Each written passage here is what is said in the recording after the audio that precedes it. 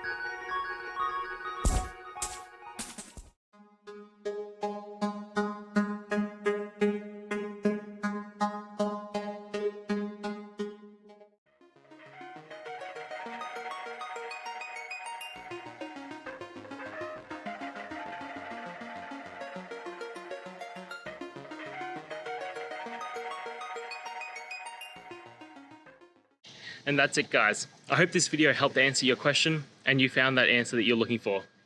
Now, please hit subscribe if it helped. I really appreciate it. And I'll see you next time on another one of these videos. Cheers.